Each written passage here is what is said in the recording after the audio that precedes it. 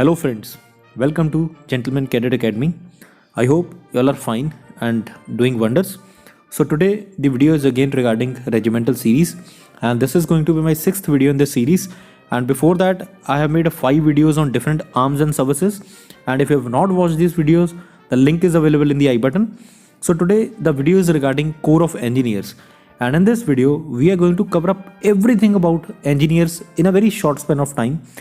We are going to cover the role of engineers, followed by a brief history, then the equipment used by engineers, regimental structure of the engineers, then the role of engineers in war, and finally who can join. So again, without wasting any time, let us start. So let us talk about the role of engineers first. So the Corps of Engineers is a combat supporting arm of the Indian Army, and it is one of the oldest arms of the Indian Army, and it play a major role during the war as well as during the peace time. So in case of war, the combat engineers, they provide mobility to the forces by constructing bridges, tracks and helipads, and along with it they also denies the entry to the enemy by creating such obstacles such as by laying minefields and demolition of bridges. So it means during the case of war, when the army is moving towards the international boundary or they are entering towards the enemy territory, so there are a lot of obstacles which needs to be negotiated. The obstacles in the form of trenches, the mines laid down by enemy, and sometimes the natural obstacles in the form of rivers and nalas, because of which the army cannot move further. So thereby in this situation the engineers comes into effect. They play a major role by providing mobility to the troops. For example, when army is moving from one place to another and in between there is a river which needs to be crossed, so in that situation the engineers, they construct bridges with the help of vehicle mounted bridges, and thereby enable the heavy vehicles like tanks and BMPs to move further. And during the defensive operation, they prevent enemy from entering our territory by laying down mines. So this is about the role of engineers. Now let us discuss the basic information about the engineers.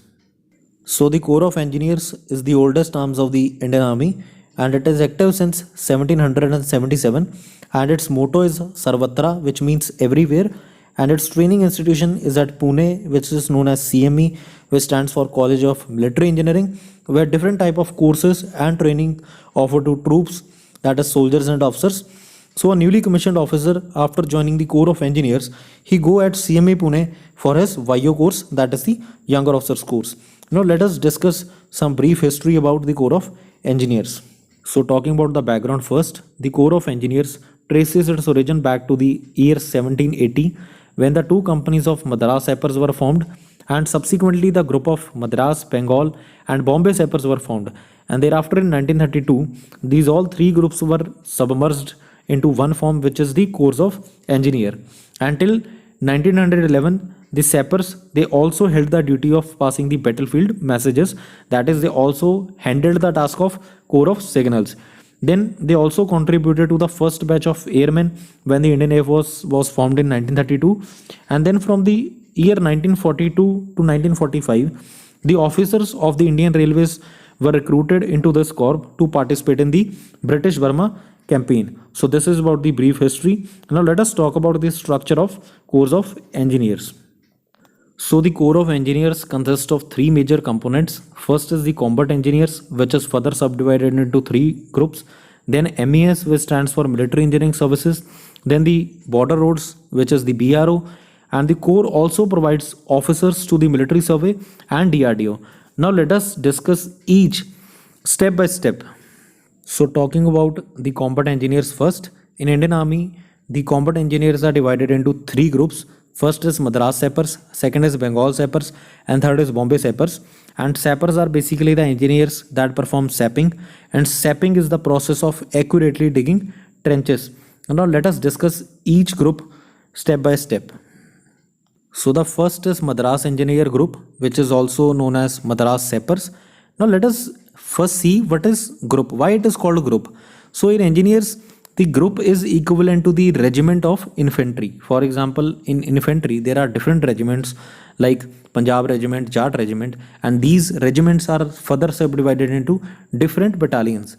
So in Corps of Engineers, the group is equivalent to the regiment, and this group is further subdivided into different battalions. So the Madras Engineer Group, which is informally known as Madras Sappers, and it is the oldest among the three groups, and they draw their origin from the erstwhile Madras Presidency of the British Raj, and they train and recruit men mostly from the South India. It is basically for the soldiers, not for the officers. The officers can be posted to any of the group.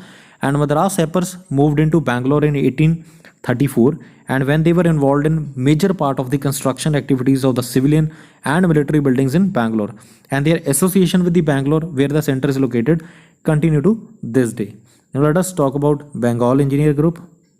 So the Bengal Engineer Group, which is informally known as the Bengal Sappers, was a part of Bengal Army of the East India Company's Bengal's presidency, and subsequently was a part of British Indian Army during the British Raj, and their center is located at Roorkee in Uttarakhand.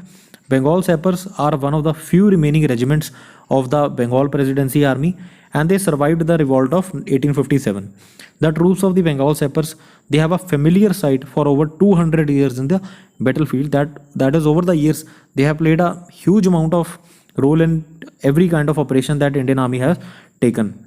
So talking about the third one, that is the Bombay Engineer Group, which is like others known as Bombay Sappers, and they draw their origin from the erstwhile Bombay Presidency Army of the British Raj, and group has its headquarters in Pune.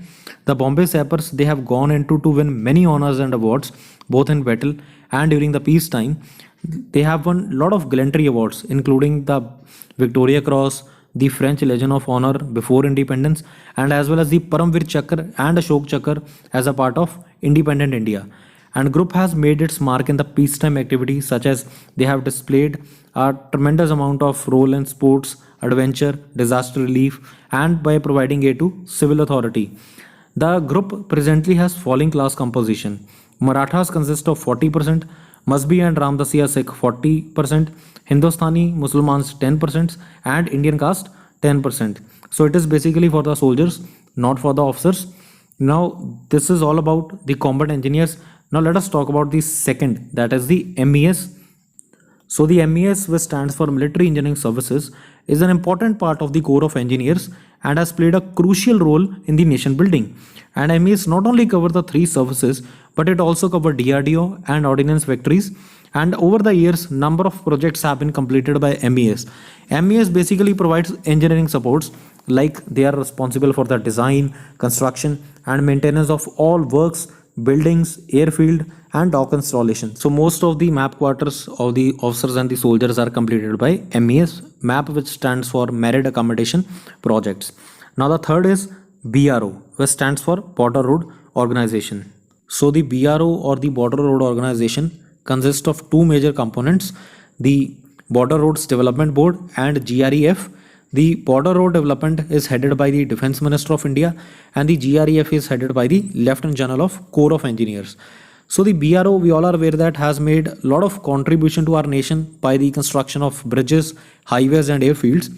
And recently they have constructed the Atal Tunnel, which is of huge amount of importance to India, and most probably they have shown their contribution to the nation in the inaccessible areas, basically in the northeastern part of India and other isolated areas of the country. So this is about the structure of Corps of Engineer.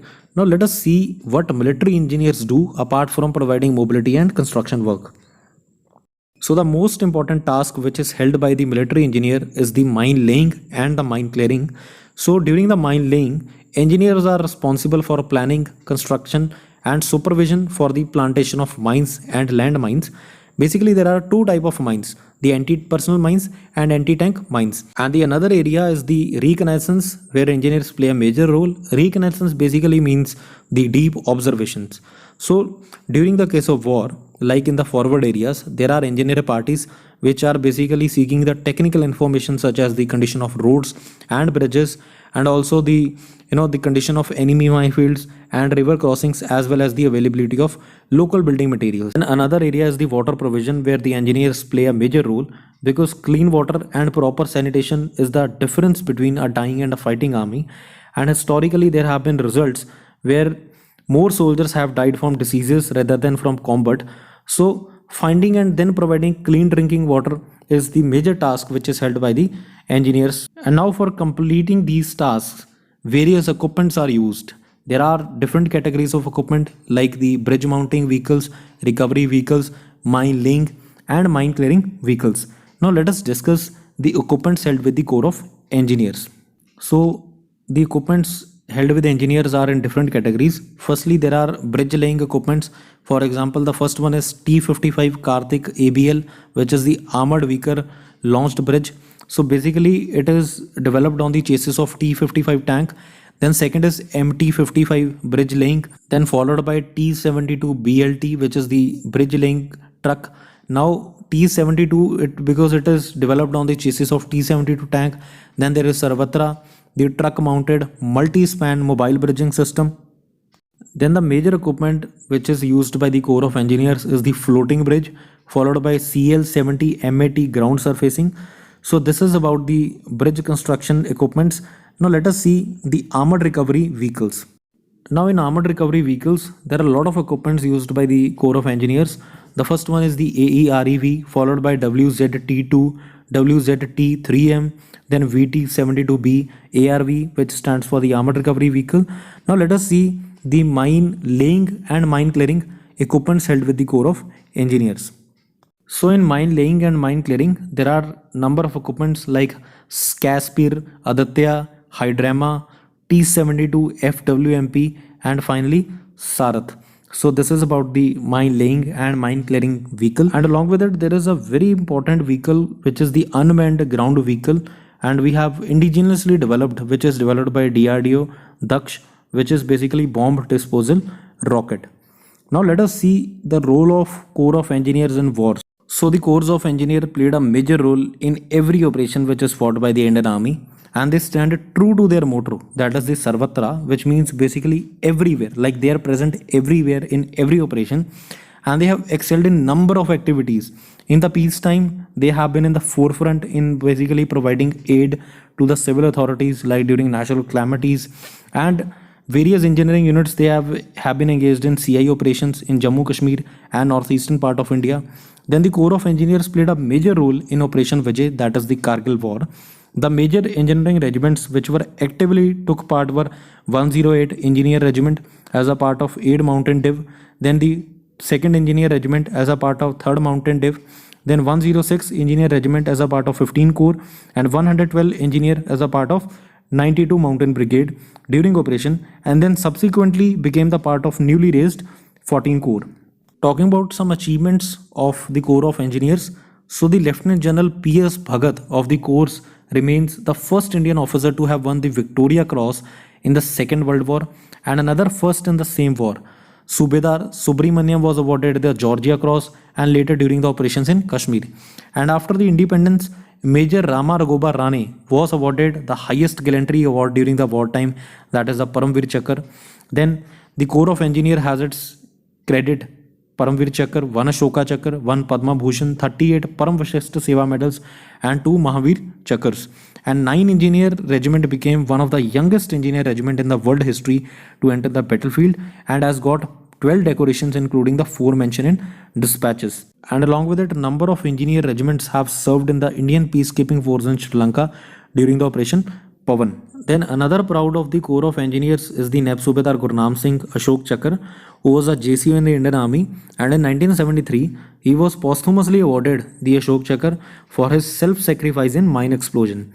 Then the first Indian circumnavigation, which was also undertaken by the officers of the Corps of Engineers, and between the year 1985 to 1987. So now let us see who can join the Corps of Engineers. So for joining the Corps of Engineers, girls are also eligible, but they are not considered for the combat roles. For joining the Corps of Engineer, it is mainly considered through the technical entries like the TES entry, SSC Tech entry, and TGC entry, and the candidates should be from civil or mechanical branch. Then in case of non-technical entry like CDS and NCC, there is still a possibility, but the candidate must be from civil or mechanical engineering branch. So it means if you are an engineering graduate from civil or mechanical background and you are going through non-technical entry like CDS or NCC entry, whether in IMA or OTA, you still have a chance of joining the Corps of Engineers because your educational background is of engineering background and that is in civil and mechanical branch. So still through non-technical entry also there is a possibility of joining this core. But in technical entry, there is a high probability that if you are from civil and mechanical, then 101% you will be considered for the course of engineer. So friends, this is all about today's video, and within a very short time I have tried to cover up everything related to core of engineers, and I hope you have gained very much from this video, and it will benefit you in your upcoming SSB and will also boost your knowledge base. So this is all about today's video. Till then, watch this video, share this video with your friends so that they can also get benefit. So thank you friends, God bless you, and best of luck for your upcoming interview. Thank you.